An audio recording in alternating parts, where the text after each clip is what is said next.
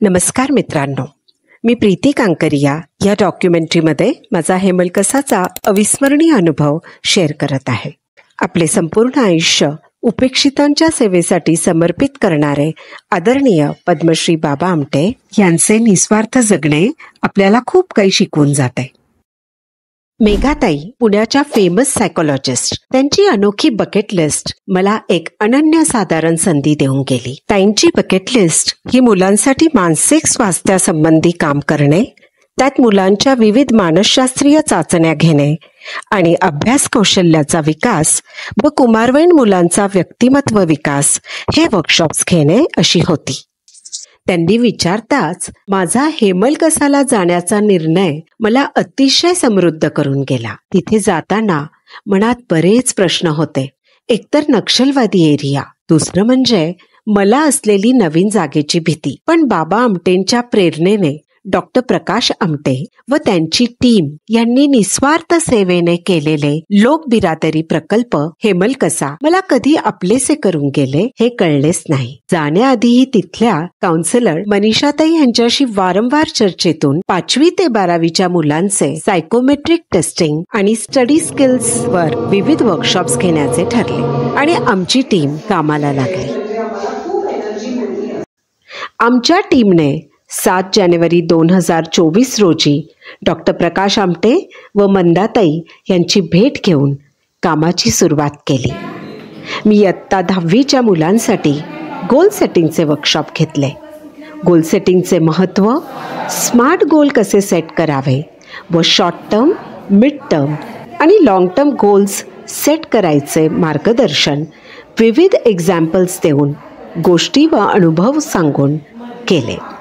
Set केलेले goals achieve करण्यासाठी वेळेचे नियोजन म्हणजेच टाईम मॅनेजमेंट किती महत्त्वाचे आहे हे मुलांना समजावताना विविध मॅट्रिक्सचे उपयोग केले व ते सोप्या भाषेत समजून सांगितले.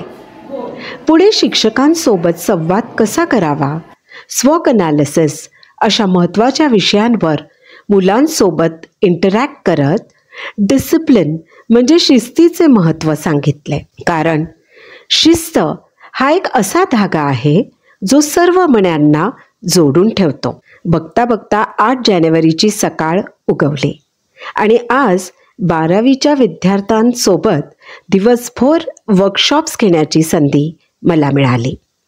5 ओंकार म्हणून मुलांशी मैत्री साधत सुरुवात केली. प्रत्येक मुलाने सर्वांसमोर येऊन स्वतःचे इंट्रोडक्शन द्यावे असे मी सांगितले. आधी तर तुमच्या माझ्यासारखीच त्यांच्याही मनात समोर येऊन बोलण्याची भीती खूप आली. त्यांच्या चेहऱ्यावरचे प्रश्न मला स्पष्ट जाणवले. मला बोलता येईल का? मी चुकलो तर? माझ्यावर कोणी हसले तर? पण हीच तर संधी मला मुलांना द्यायची होती. एक एक करत सगळे पुढे आले. त्यानंतर ब्रिजिंग द गॅप हे PPT प्रेझेंटेशन मॉड्यूल ह्याचे अर्थ विचारताच मुलांकडून अत्यंत सुंदर असा विचार पुढे आला.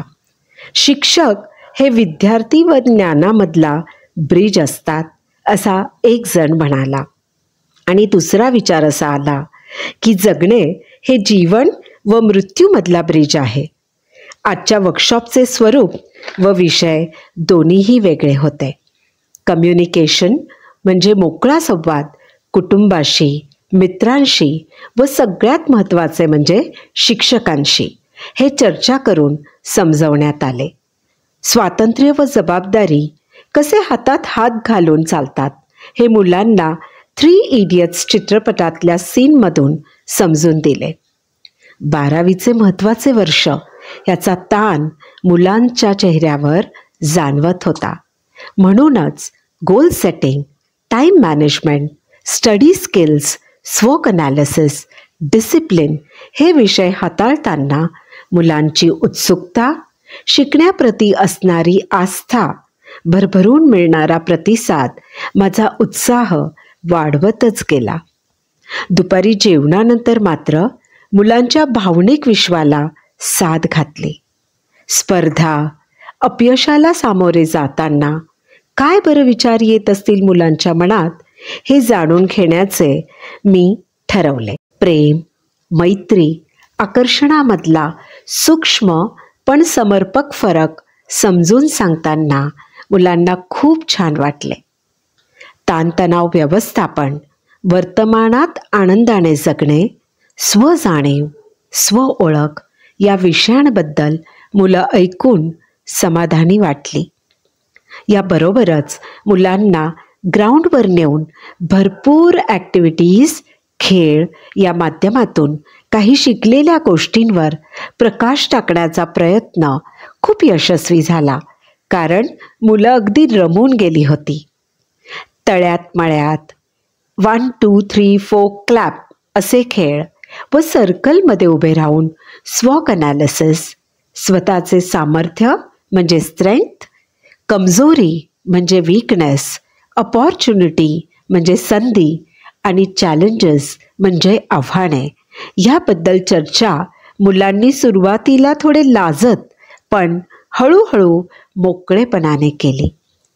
या सगळ्यातून पुढील काही गोष्टी साध्य झाल्या, जसे मुलांचे active listening, concentration, focus level, speed, instructions following, presence of mind, team work, leadership, last moment managing consciousness और anxiousness can lead to winning.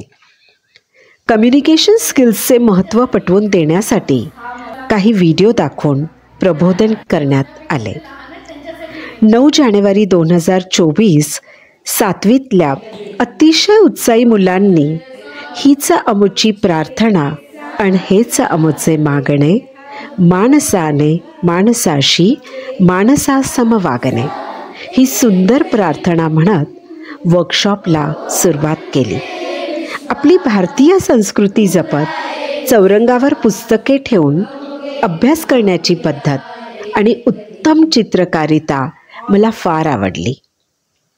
शेवटी संपूर्ण दिवसभराचे पॅराफ्रेझिंग घेताना मुलांच्या उत्तरांवरून त्यांची सतत शिकण्याची ओढ, न थकता नवीन जाणून घेण्याची उर्मी व उमलत्या पंखांमधले अनन्यसाधारण बळ बघून मन सुखावले. या सुवर्ण संधीसाठी मनापासून धन्यवाद मेघाताई. धन्यवाद लोक बिरादरी प्रकल्प हेमलकसा. धन्यवाद आमटे कुटुंबीय, मनीषाताई व माझी टीम. सर्वांना मनापासून धन्यवाद. आणि हो, माझ्या सर्व विद्यार्थी मित्रांना खूप खूप धन्यवाद. तुम्ही होते म्हणून हे स्वप्न आमचे पूर्ण झाले. थँक्यू.